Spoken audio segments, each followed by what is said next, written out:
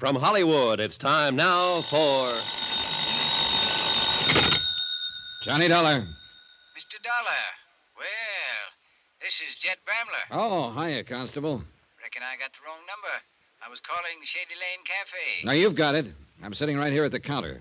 Yes, well, but where's Millie, Mr. Dollar? She's busy crying at the moment. I'm waiting for her to get through and hoping she'll confess to murder. Now, you hadn't ought to gone and made her cry that way.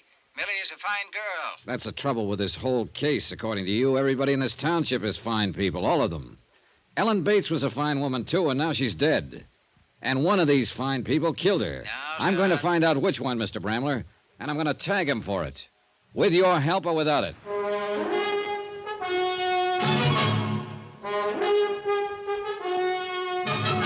Tonight, and every weekday night, Bob Bailey in the transcribed adventures of the man with the action-packed expense account, America's fabulous freelance insurance investigator. Yours truly, Johnny Dollar.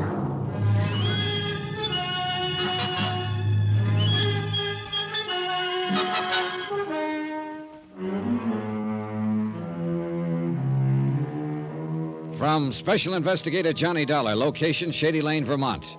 To the Home Office, Star Mutual Insurance Company, Hartford, Connecticut.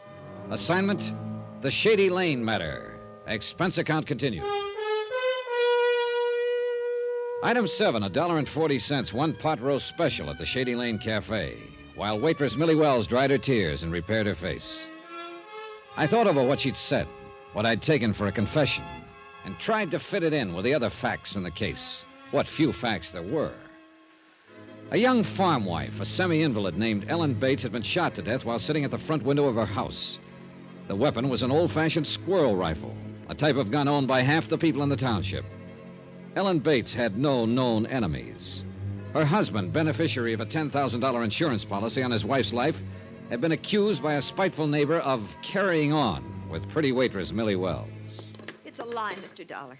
Anyone who says Ben and I were seeing each other or even thought of such a thing before his wife's death is a mean, vicious liar. All right, take it easy now, take it easy. There's no point in getting yourself all worked up and starting to cry again. Ben's a fine man, straight and decent.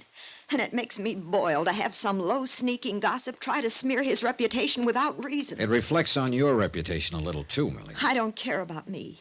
I told you what I've been through. I'm used to it. Do you ever get used to something like that? No, not really. A murder charge isn't an easy thing to forget. You dream about it nights. Prison, the courtroom, the trial, the things they said about you. But you were acquitted, finally. I was acquitted, and I was innocent. But just being tried for murder brands a person for life. What were the details of the case? First, let me tell you about Ben. You haven't met him yet, Mr. Dollar. You don't know him. And I know the line you're thinking along. It's the way things point, Millie. Then things point wrong, that's all. Maybe. Go on. Well, he's been coming in here for the last 6 months. Not often, just every once in a while, just to eat. Does Ben know you stood trial on a murder charge? He does now. He didn't before his wife was killed. We just made conversation, that's all. And since her death? There's been no carrying on, as some people choose to think. One day Ben said, Millie, when this mess is all settled, I'd like very much to see more of you. That's all. That's all. And that's enough. Because I love him. About the trial, Millie. It was 4 years ago, in Chicago. I was working for a family on the West Side as a nursemaid, governess. They were wonderful. What happened? The wife died suddenly, under strange circumstances. It could have been an accident, or it might have been poison. I thought you already knew about it. That's why I blurted it out that way. Oh, I'd have found out anyway, sooner or later. Yes, I know. It was in all the headlines. The same things that they'll be saying about me here. What do you mean? I was accused of murdering the wife because I was in love with the husband. I left the Shady Lane Cafe, and the tortured girl whose secret, close hidden for 4 frightened years, was now the property of a stranger. It was late now, and the town square was dark and deserted. A stark white moon was climbing the eastern sky, and the soft summer night's breath stirred in the leafy tops of the maples, whispering other secrets Secrets the villagers dared not stay abroad and listen to. A fantasy? Sure. Pure and simple. Maybe it was a bad slice of pot roast. Anyway, the dim light burning in the office of Constable Jed Bramler brought me back to harsh reality. Come in, Mr. Dollar. Come in. Pull up a chair. Okay. Thanks. That girl stopped crying yet? Sniffling a little, maybe, but she's practically stopped. For the time being, at least. Mean something by that? You know what I mean by it. I reckon you must have found out about her past, so to speak. You knew about it? Yeah, since the day she came to town. Stopped in to see me, told me all about it. Well, you were keeping it pretty quiet, weren't you? It was told in confidence, Mr. Dollar. All right, but this is a murder case. It don't have no bearing. Millie ain't involved. Would you mind if I had a chance to decide that once in a while? Didn't know you'd be interested. Don't you realize that Millie Wells may be the reason for the killing? Still beating a dead horse, eh? I think that horse is coming to life, Mr. Bramler. You do. The way things stand right now, a prosecuting attorney could go into court with a pretty strong case.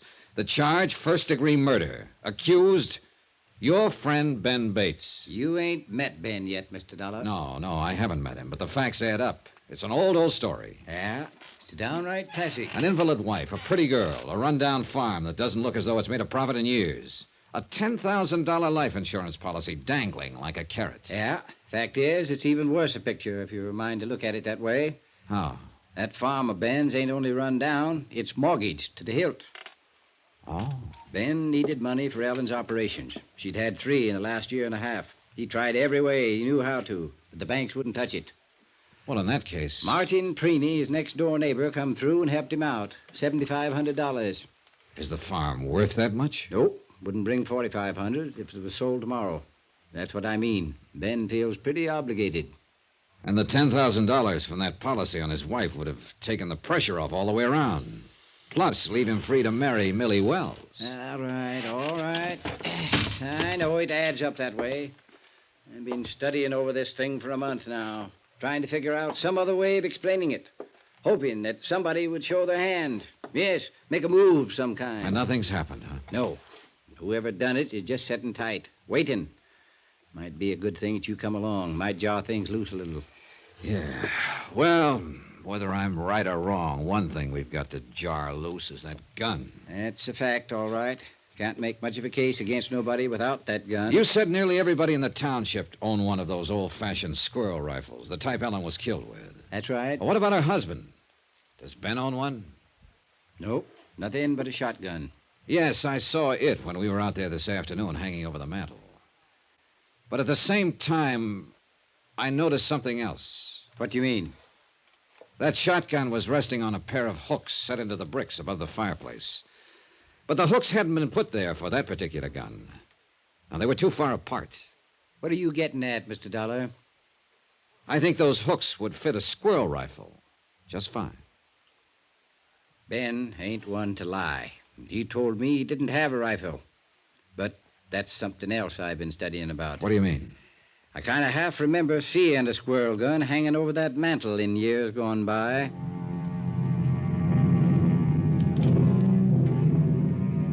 Expense account item 8, $3. Car expense for another trip out to the Bates farm. A late night trip this time, and the last one, I hoped.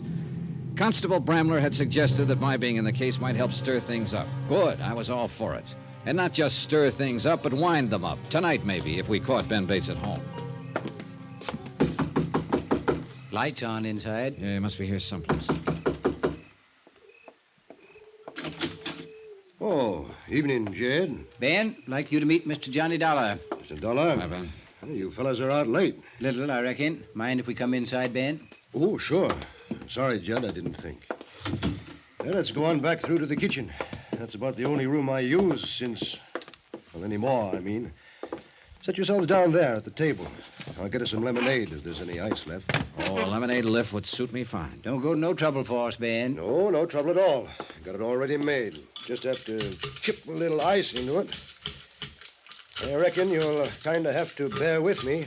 I'm not much used to having callers come around since Ellen. It's all right, Ben. Here we are. You fellas got some business out this way tonight? Fact is, Ben, we come out here to talk to you. Mr. Dollar is an insurance investigator. He's here to find out who killed Ellen. I see. You got any ideas yet, Mr. Dollar? I've kind of got an idea you might have done it, Ben. I wouldn't have harmed a hair of Ellen's head. I could be wrong. Mr. Dollar has been checking around, Ben, talking to people here and there. Pre-niece, Millie Wells. What's Millie got to do with it? Nothing, maybe. Or she might be part of the motive.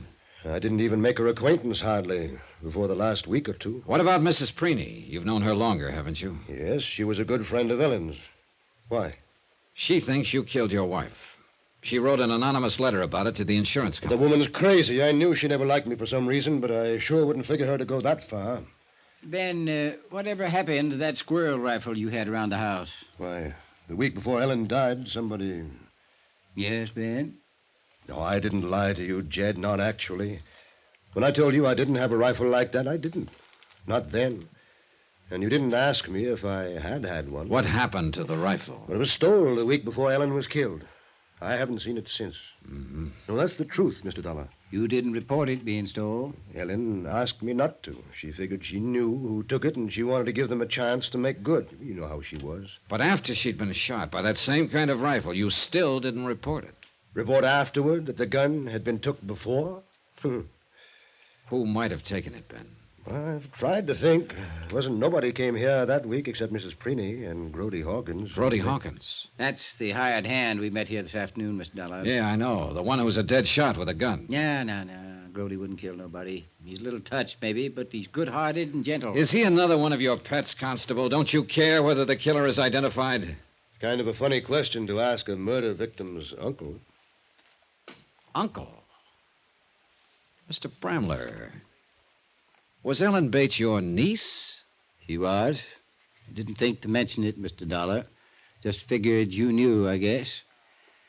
And anyhow, it don't have no bearing.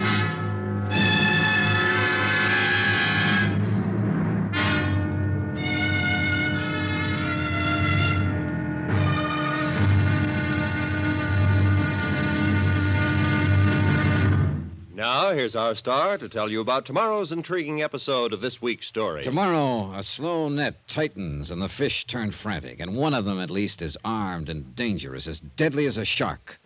Join us, won't you? Yours truly, Johnny Dollar. Yours truly, Johnny Dollar, starring Bob Bailey, is transcribed in Hollywood. Written by Les Crutchfield, it is produced and directed by Jack Johnstone. Be sure to join us tomorrow night, same time and station, for the next exciting episode of Yours truly, Johnny Dollar. Roy Rowan speaking.